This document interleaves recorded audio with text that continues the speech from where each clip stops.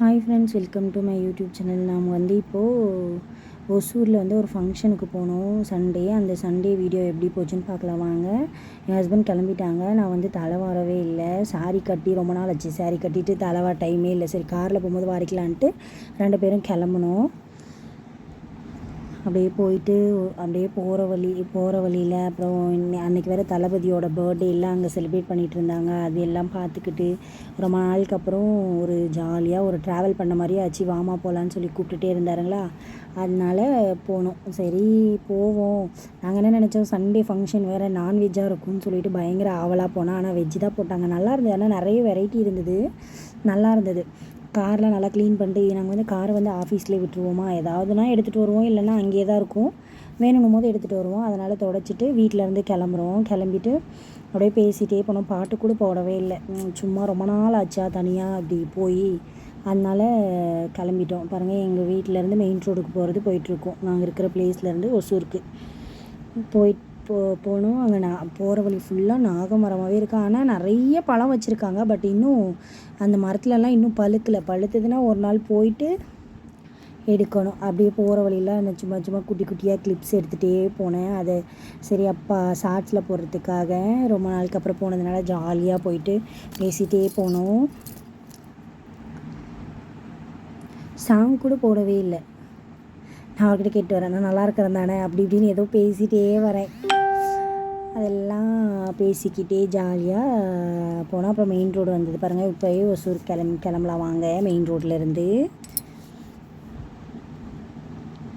நாங்கள் என்ன பண்ணோம், நாங்கள் போகிற டைமில் வேறு ஒசூரில் ஏதோ ஒரு பிரிட்ஜு வேறு ஸ்பாயில் என்னது கொஞ்சம் நகர்ந்துருச்சுன்னு சொல்லிட்டு ஃபுல் ரஷ்ஷாக இருக்குது. காலையில் தான் நியூஸ் கேள்விப்பட்டோம். அதனால் எப்படிடா போகிறது, போகலாமா வேண்டாமான்னு உட்காந்துட்டே இருந்துட்டு ஒரு 12:30க்கு மேலே தான் கிளம்பணும். நம்ம போகிற வழியில் டிராஃபிக் இருந்தால் எப்படி போகிறது அப்படின்னு யோசிச்சுட்டே கிளம்பி போனோம். அப்புறம் ஃபோன் பண்ணி கேட்டால் வேறு வழியில் வாங்கன்னு சொல்லி சொன்னாங்க. அங்கே பூந்து போனோம்.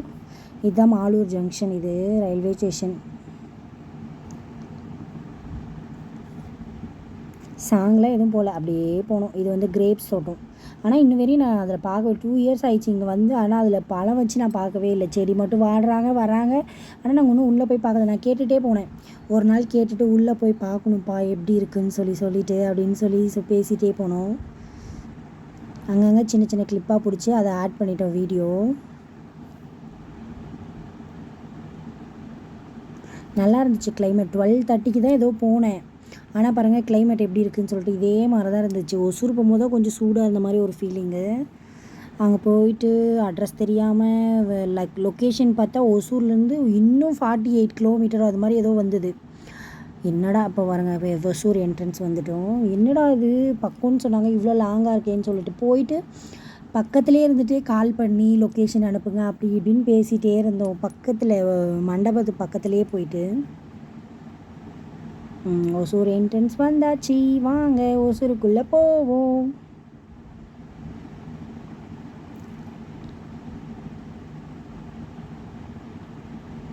ஒரு மாதிரி கிளைமேட்டும் சூப்பராக இருந்தது. அப்பப்போ என்னோடய மூஞ்சியையும் வீடியோ பிடிச்சிட்டே வந்தேன். அட்ஜஸ்ட் பண்ணி பார்த்துக்கோங்க. என்ன பண்ணுறது, வீடியோ எது பிடிக்கும்னே தெரியல. அவர் அட்ரஸ் கேட்டுகிட்டே இருந்தார், எங்கே போகணும் எப்படின்னு சொல்லிட்டு. நான் அப்பப்போ ஷார்ட்ஸில் போடுறதுக்காக வீடியோ பிடிச்சிட்டே இருந்தேன். நான் பயங்கர எக்ஸ்பெக்டேஷனோடு போனேன். நான்வெஜ்ஜாக இருக்கும், அப்புறம் மண்டபம் ஃபுல்லாக இது காட்டுவாங்கன்னு சொல்லி, அப்புறம் தளபதியோட பர்த்டே செலிப்ரேஷன் போயிட்டு அந்த இடத்துல ஃபாஸ்ட்டாக வந்துட்டாங்க. நான் பார்க்கலாம்னு நினச்சேன், ஃபாஸ்ட்டாக வந்துட்டார் தளபதி. அதனால் சண்டை போட்டுகிட்டே போனேன். நீ தான் தளபதி செலிப்ரேஷன் பண்ணுறாங்க பர்த்டே, நான் பிடிக்கலாம்னு நினச்சேன். பண்ணிட்டேப்பான்னு சொல்லிட்டு அவர்கிட்ட பேசிட்டே வந்தேன். இதை பாருங்கள், ஏதோ ஸ்ட்ரீட்டுக்குள்ளே போகிறோம், வழியே தெரியல. ஒரு அங்கிள் கிட்ட கேட்டோம் எப்படி போகணுன்னு சொல்லிட்டு. எப்படி போங்க மெயின் ரோடு வரும்னு சொல்லி சொன்னாங்க. அன்றைக்கி தான் பிரிட்ஜ் வேறு அப்படி ஆகிட்டு இருந்ததுனால இந்த சைடு போங்க அந்த சைடு போங்கன்னு போலீஸ் வேறு தாட்டி விட்டுட்டே இருந்தாங்க. 2 வீலர் இப்படி போகணும், 4 வீலர் இப்படி போகணுன்னுலாம் சொல்லிட்டு இருந்தாங்க. ஒரு வழியாக மேப் ஆன் பண்ணி லொக்கேஷன் போட்டால் அது வழியாகவும் போனோம். அப்புறம் ஒரு சிலர்கிட்ட சஜஷன் கேட்டோம், அப்படியே போனோம்.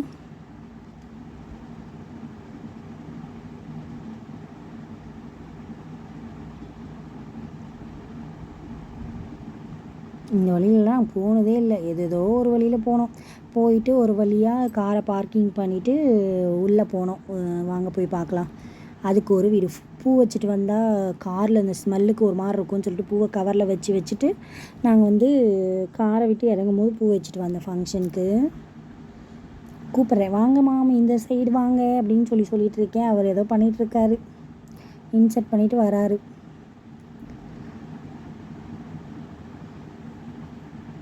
இன்றைக்கி தான் நான் பெண்ணாகவே உணர்றேன்ற மாதிரி சாரீ கட்டிட்டு நடந்து போனோம்.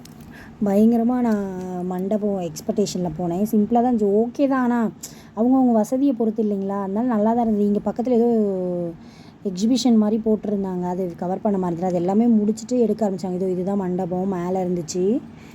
அவங்கள ஃபஸ்ட்டு போக சொல்லிவிட்டு அதுக்கப்புறம் என்னையும் வீடியோ பிடிக்க சொன்னேன். வாங்க பார்ப்போம். அந்த லிஃப்ட்டுக்குள்ளே போனால் லிஃப்ட் ஒரு மாதிரி இருந்துச்சு. எல்லாம் சொல்லிகிட்டே போனோம்.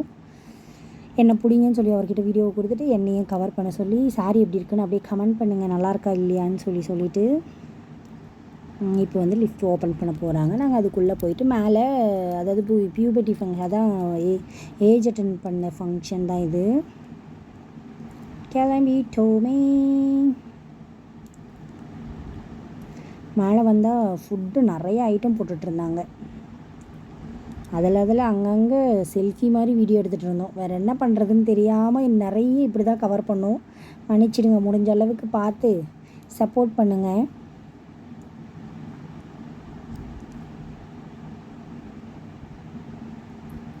அப்புறம் ஃபங்க்ஷனுக்குள்ளே என்ட்ரி ஆன உடனே நிறைய வெல்கம் ட்ரிங்க்ஸ் வந்து ரோஸ் மில்க் வச்சுருந்தாங்க. அப்புறம் ஃப்ரெஞ்ச் ஃப்ரைலாம் வச்சுருந்தாங்க. போயிட்டு ஃபுல்லாக அந்த பிளேட்டில் பாருங்கள் எவ்வளோ பிளேட்டிங் பண்ணியிருந்தாங்க, சூப்பராக இருந்துச்சு. ஒரு பிளேட்டில் ஏதாவது கொடுத்துருக்கூடாதா அப்படின்னு நான் கிண்டல் பேசிக்கிட்டே அவர்கள் வீடியோ பிடிச்சிட்டு இருந்தேன். பாருங்கள், பொண்ணுக்கிட்ட ஃபோட்டோ பிடிச்சோம். இதுதான் அந்த பொண்ணு. நிறைய ஐட்டம் வச்சுருந்தாங்க, நம்ம பார்க்காதெல்லாம் ஒரு சிலதெல்லாம் இருந்துச்சு, அதை நல்லா கவர் பண்ண விட்டுட்டேன். அப்புறம் ஃப்ரூட்ஸு, எல்லா ஃப்ரூட்ஸும் இருந்துச்சு, எல்லாமே இருந்தது. அதெல்லாம் கவர் பண்ணிவிட்டு அதில் ஒரு பிளேட் கொடுத்துருக்கலாம் எனக்கு, சரி விடுங்க, அப்படி தான் ஃபங்க்ஷனில் கொடுப்பாங்களா. அதை முடிச்சுட்டு இந்த ஸ்ட்ரைட்டாக லஞ்சுக்கு போயிட்டோம் நாங்கள். நான் பயங்கரமாக ஏதாவது பிரியாணி விட, ஏன்னா எங்கள் அக்கா பொண்ணு ஏஜ் ப்ரொஃபஷனில் மட்டன் பிரியாணி, சிக்கன் 65 அப்படிலாம் போட்டாங்க. அதில் வந்து அப்புறம் பார்த்தா இங்கே செமையாக இருந்துச்சு. ஆனால் ஃபுட்டு வெஜ்ஜாக இருந்தாலையும் ஃபஸ்ட்டு வந்து ஜவ்வரிசி பாயாசம், உப்பு, ஊறுகாய் அப்படியே 1 by 1 வச்சாங்க. அப்புறம் அந்த கோஷம்பரி ஏதோ சொல்லுவாங்களே கர்நாடகா சைடு, பாசிப்பருப்பு, தேங்காய் அதெல்லாம் போட்டு, குக்கும்பர்லாம் போட்டு ஒரு இது, அப்புறம் பீன்ஸ் பொரியல், பொட்டேட்டோ ஃப்ரை எல்லாம் வச்சாங்க. எல்லாத்தையும் ஒரு அடி. அதில் எனக்கு ரொம்ப பிடிச்சது வந்து கத்திரிக்காய் கிரேவி, வேறு லெவலில் இருந்துச்சு அது. அப்புறம் போலி, ஒப்புட்டு அது வச்சாங்க. இந்த வடை தான் வந்து என்னன்னே தெரியல எனக்கு. கொஞ்சம் போலி, அது மேலே கீ ஊற்றுனாங்க, நல்லா பரப்பி விட்டாங்க கீ. நான் எப்போயுமே, ஆனால் இங்கே சொல்லுவாங்க, கீழே எங்கள் வீட்டுக்கு கீழே இருந்த ஒரு சிஸ்டர் இருந்தாங்க, அவங்க வந்து போலி செஞ்சாங்கன்னா அதில் கீ போட்டு சாப்பிட்டா சூப்பராக இருக்கும். பட் எனக்கு அந்த ஸ்மெல்லு பிடிக்காதனால நான் ட்ரை பண்ணதே இல்லை. ஆனால் அன்றைக்கி நான் பார்க்காத போது ஊற்றிட்டாங்களா, அதனால சரி ட்ரை பண்ணி பார்ப்போம் அப்படின்னு சொல்லிட்டு ட்ரை பண்ணி பார்த்தோம், நல்லா இருந்தது. அப்புறமா மைதா மாவில் ஏதோ ஒரு தோசை போட்டாங்க, அது மட்டும் கொஞ்சம் அவாய்ட் பண்ணியிருந்துருக்கலான்னு எனக்கு. மேபி அங்கே இருக்கிறவங்க எல்லாேருக்கும் அது பிடிச்சிருக்கும், எனக்கு வந்து பிடிக்காது. அதோ இந்த தோசை தான். இதுக்கு வந்து கிரேவி வச்சுருந்தாங்க, கத்திரிக்காய் கிரேவி செம்மையாக இருந்துச்சு. அதாவது பிரியாணிக்கு வைப்பாங்கள்ல கத்திரிக்காய் கிரேவி, அதே தான் செம்ம டேஸ்ட்டாக இருந்தது. கொஞ்சம் லேட் ஆச்சு லைனாக வர வீடியோ பிடிச்சி கட் பண்ணி நானும் பிடிச்சேன். அப்பயும் கொஞ்சம் லென்த்தாக போயிட்டே இருக்குது, மன்னிச்சிடுங்க. இதுதான் அந்த தோசை, மைதா மாவில் தோசையாக அது என்னன்னே கணக்கே இல்லை. திருப்பி போடாமல் அப்படியே ஒன் சைடு மட்டும் இது பண்ணியிருப்பாங்களாட்டிருக்குது. அதனால் அப்புறம் ரைஸு, அதாவது புலாவ், வெஜிடபிள் புலாவ், அதுக்கு வந்து தயிர் பச்சடி, நெக்ஸ்ட்டு சாதம், காரக்குழம்பு, ரசம், தயிர் எல்லாம் போட்டிருந்தாங்க. எங்கள் ஹஸ்பண்ட் சாப்பிட்டுட்ருக்காங்க, நானும் அவங்க கூடயே சாப்பிட்டுட்ருக்கேன். பாருங்கள், பாயாசமும் அல்டிமேட்டாக இருந்தது. முடிச்சுட்டு திருப்பி வந்து ஒரு செல்ஃபி உட்காந்து பேசிகிட்டு இருந்தேன். அதுக்கப்புறம் திருப்பி கிளம்பி வந்துட்டு இதுதான் ஃபங்க்ஷனுக்கு போனோம். ஃபங்க்ஷனுக்கு போகும்போது பார்த்துட்டு ஃபுல்லாக எங்கள் வரும்போது வீடியோ எடுத்துகிட்டு வந்து நினச்சிருந்தேன். இந்த அளவுக்கு பார்த்துட்டு சப்போர்ட் பண்ணுங்கள். இந்த மாதிரி வீடியோ போடுறதுக்கு லைக் பண்ணிட்டு கமெண்ட் பண்ணுங்கள், ஷேர் பண்ணுங்கள் ஃப்ரெண்ட்ஸ், சேனலுக்கு சப்போர்ட் பண்ணுங்கள். அப்புறம் எங்கள் ஹஸ்பண்டோட ஃப்ரெண்டு அதாவது ஆஃபீஸில் ஒர்க் பண்ணுறவரோட அக்கா பொண்ணோட ஃபங்க்ஷன் தான் இது. மொத்தம் வீட்டில் இருக்கிறது போர் அடிச்சிச்சு, கூப்பிட்டாங்க, சரி கிளம்பி வந்துட்டோம். இதுதான் சாக்குன்னு சொல்லிட்டு எப்படா வீட்டிலேருந்து வெளியே போகலான் இருந்தோம்.